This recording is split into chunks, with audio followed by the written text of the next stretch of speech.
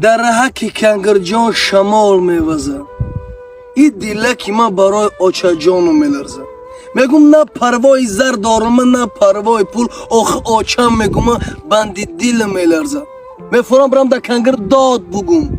آچه مای بگم غمای آچه ما بگم. میگم آچه اکی دردمندم. بعدی تو آچه ایما دیل بکی بندم.